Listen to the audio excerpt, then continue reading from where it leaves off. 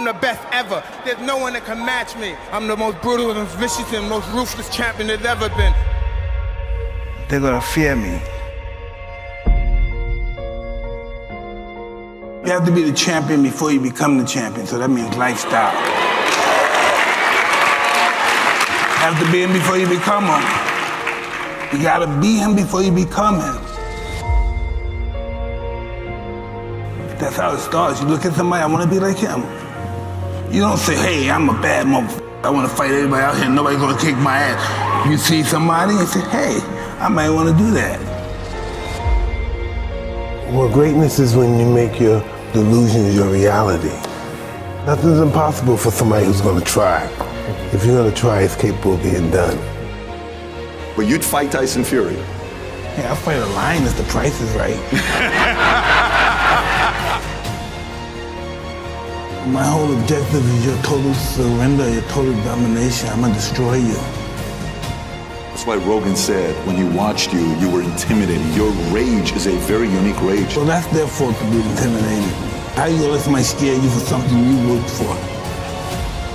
I respect a person who's willing to die for what he truly wants. Ali had the will to win like nobody that ever lived in boxing. Then he believed he projected to his opponent. Really look at how does Ali beat George Foreman? How does Ali beat Sonny Liston? How did he beat these guys? How did he even beat Joe Frazier? Fighting the way he fights. He beat them because he refused to lose. But we have to believe that we're divine and that we learn from our experience, because confidence breeds success and success breeds confidence. They go hand in hand. You have to know who you are first. You know who you are. I know who I am. People say they're great all the time, you this, you that. Whatever they say, I know who I am. Without self-love, you're nothing. Because self-love is discipline. And discipline is doing what you hate to do, but do it like you love it. I never wanted to be obscure. I was born in obscurity and I never wanted to deal with that again. I'm invincible, I'm a savage, I'm ferocious. I'm the smartest savage. I knew I wasn't going to die before I became champ. When this is over, everybody's going to know my name.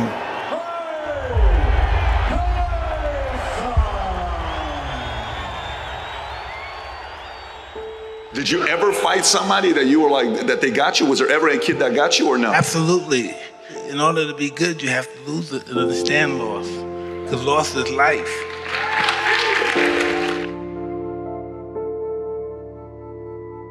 Adversity make the strong stronger or the weak weaker. 11, 12, 13, what happens next? So Get arrested, and I see Muhammad Ali come and visit the institution that I'm in. You said you were in jail and Ali shows up? I'm 12 years old and Ali comes there and they showed the movie The Greatest first, so this is 77. And after the movie's over, the lights come up and Ali comes in. And I see him, I said, wow, I want to be just like him. I don't know how it happened, the spirit hit me, boom, I want to be like him. And then I get transferred to this other facility, you know, for real bad kids. I met a gentleman there that was a boxer and he used to teach me how to box. So he took me to a great trainer named Customato, and that's why I'm here. I respected Ali and I worshiped Ali. Yeah, this is the moment I knew I wanted to be a fighter. Unfreaking believable story. So your inspiration happened at 12 years old. Yeah. Then you meet Cus. Yes. How was Cus treating you? What was his way of leading you?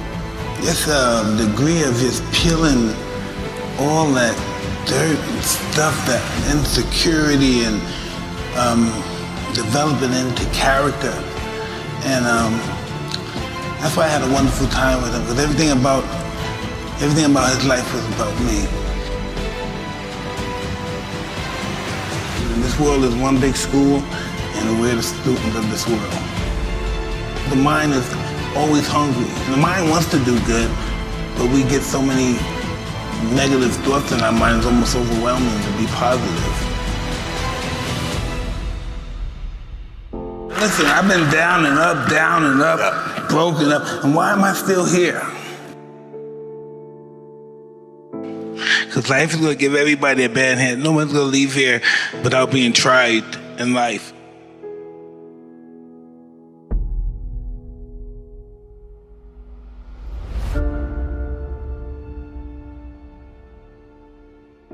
So inspiration. So is that what got you to be willing to be disciplined to get what you want, like to become a champion? At 14 years old, I'm willing to do everything it takes to be a champion? Absolutely. And then I had Cuss over there telling me why should he have it? That's one thing I never had in my life, because I always got picked on and I never had jealousy or enviness about anything. And Cuss possessed that, and he was telling me, why should he have all that money and you don't? Why do you believe that he's better than you? Why do you think he should have all that money and you don't? And he was really serious about it. And that was the competition shit. That's it right there, breathing that stuff right in me. Why should he have it and he's not better than you? How did you handle that when he told you that, 14? Would it piss you off? Were you like, I'm gonna go train to whoop his ass and get there one day? What was your response to it? He said one day, this guy knew how to really get in my head.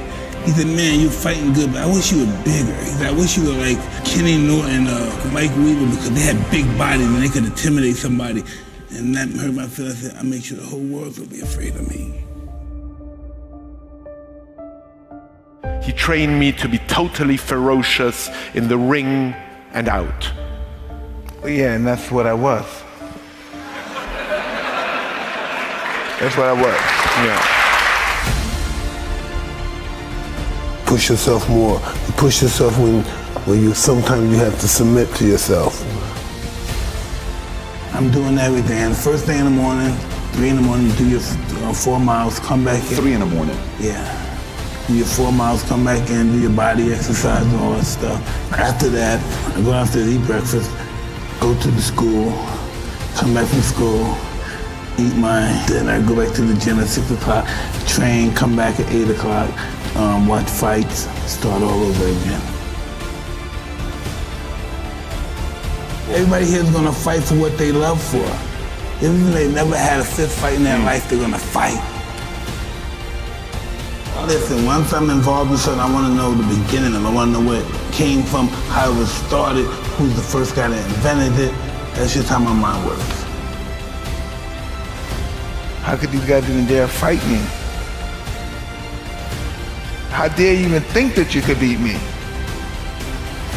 And you sound like a mathematician when you're talking about the art of boxing. I was born for it. There's nothing I would do unless I have a possibility of being humiliated. Because when I succeed, I truly succeed. I was bred to climb high and high into the sky and tumble down. I am truly grateful that I found my wings before I hit the ground.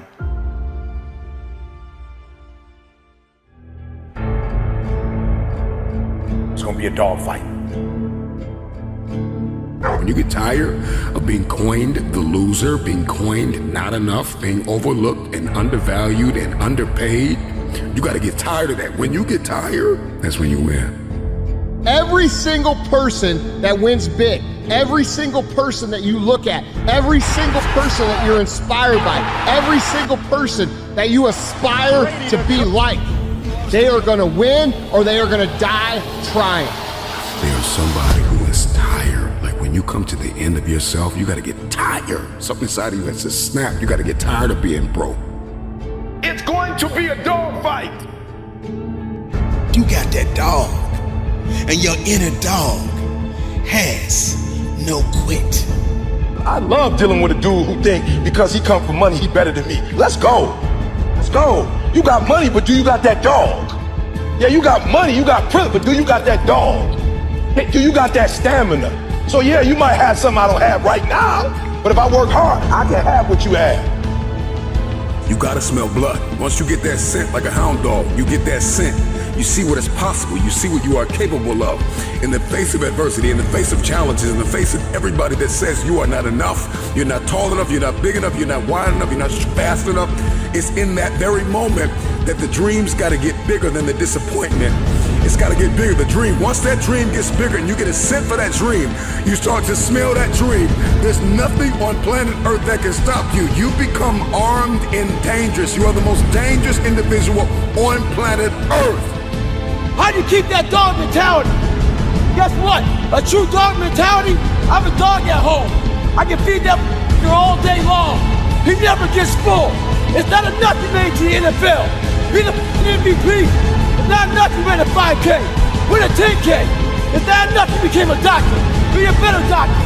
It's not enough you lost 50 pounds. Go out there and do something with it. Guess what? It's 109 out here, but guess what? It's not enough. Stay hard. When we talk about a dog mentality, the dog scrambles, the dog barks, the dog runs after whatever it wants. When a dog is hungry, move out of his way, because it's coming for blood. And the reason why you don't have what you want is because you are not hungry enough. I get up at 3 because it's silent. It's easier to be focused when the environment is focused. Most of you wake up and you try to make money. Listen to me. If you would make you, money would come to you. Okay, you missed that whole thing I just said. If you would make you a better person, you'd make more money. Now, watch what I do. The way people spend their money or treat their money is how I treat my time. All right, let me explain what I mean to you. I make sure that every single day in that 24-hour period that I'm getting a whole bunch of wins. So I'm supposed to be doing this at this time, doing this at this time, doing this at this time, doing this at this time. The problem with most of you waking up and you worshiping money. Man, I was in the back with Cole. Cole was like, E, I got this opportunity for you. I got this opportunity. I got this opportunity. When you become number one, you have to chase opportunities. So I became number one, not meaning I'm better than nobody else. It means I just mastered my craft to the point that I know what I do that don't nobody else do. I know that I have a way of doing in this industry what nobody else does, and I've picked out in this industry, I've crafted out my own room. And your problem is you at 50% knocking on doors trying to get the result, somebody at 100%. And you wondering why it ain't working. Because while you're doing what they're doing, you're not, they are. So why do I put more emphasis on time than I put on money? Because they print money. They don't print time. So I'm gonna say it one more time. You are worshiping the thing that they make every day. They don't make time every day. Ain't nobody print time. I ain't met them yet. I ain't met no billionaire. I ain't met no trillionaire. I ain't met no institution. I ain't met no company. I ain't met nobody print money. So why are you spending more time on the thing they print every day than the thing, you know why? Because you're not developed and you following other people. When you understand that the real thing is time and you ain't got a lot of it, you start focusing on your time, and when you get your time right, money will come. Some people go to Dubai once every 10 years. I'm going every other month. Why? When you master yourself, you put yourself in a position that a lot of people can't do what you do, and then you become rare. And diamonds are rare. That's why they cost so much. If you would become rare, you just like everybody else. You look just like, you act just like, you just like everybody else. When you become you and you become rare, you become a... When you leave this room, you will take full ownership. And the reason why I say it's my fault, even when it's not my fault, because when I say it's your fault, I give you power. I give you control over my life. And I will never give another human control over my life. It's my fault. It's my problem. I'm coming up with the solution for it. Stop being average. Average people can't forgive. Average people can't let go. The greats, we do whatever it takes.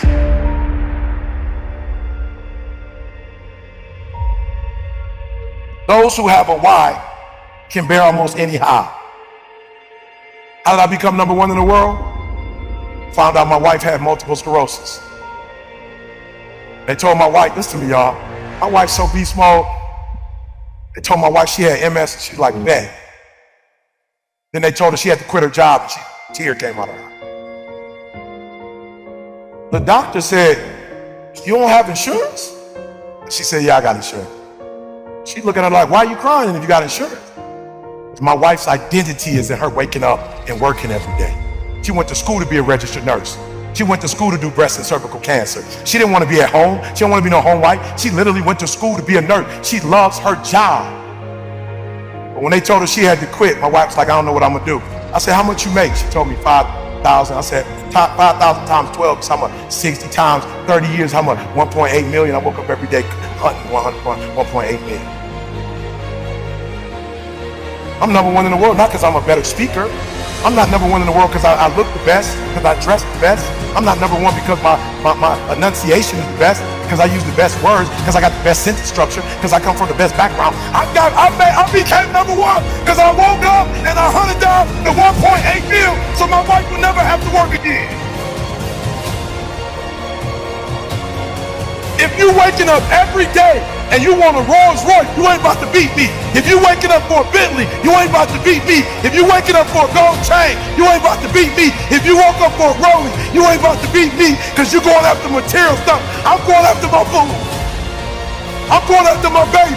I'm going after my high school sweetheart. I'm going after my kids so they can see their mama and their mama don't die. I'm making sure their mama don't get in a wheelchair if I can help it. If their mama don't lose her sight, if I can help it. If her mama don't lose her memory. So I started studying MS like I had it. I started studying MS. Your problem is you're not studying this product like your life down on it, like your life depend on it. You playing with this product. You know what? You like the people that work for me that want to check and they never end up getting it. But the people who work for my company act like they own it. Wake up every single day making sure she don't have to go back to work. So watch this. I started studying and I found out two things. One is stress. So I had to take her out of a stressful situation. And then the other thing was vitamin D. And I literally, people say, bro, why you moved to Southern California? Because my wife got MS. I literally type, what's the best place in the world for vitamin D? Southern California. What's the best temperature in the world in the United States of America? San Diego, California. It don't go 99, 100, and then back down. It's right there. I said, San Diego, I'm hunting you down.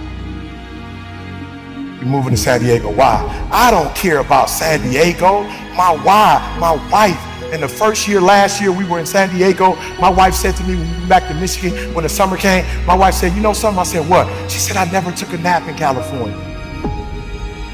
I said, what you mean by that? She said, the sun energizes me, and I never needed to take a nap. Gonna come after me. The reason why most of you can't do what you do, you keep getting knocked down, you keep quitting, because whatever your why is, it ain't stronger than the beat down you take. Whatever the beat down, whatever life is throwing at you, whatever punches is blowing, whatever's happening, it ain't deep enough for you to wake up. Like you getting punched and you feel that pain and you like, ain't no need to get up. No, and I feel you. You need to stay down. Because life gonna beat you. You talking about making millions, life gonna beat you down. You're talking about making millions, multi-millions, billions, life gonna beat you down. So when you feel the pain and you get knocked out, stay down. If you got a why that's deeper than your pain, every trial, every tribulation, I will my way through it. I don't care if it's cancer, I will my way through it. I don't care if it's MS, I will my way through it. I don't care if I'm struggling in school and I'm trying to get a degree.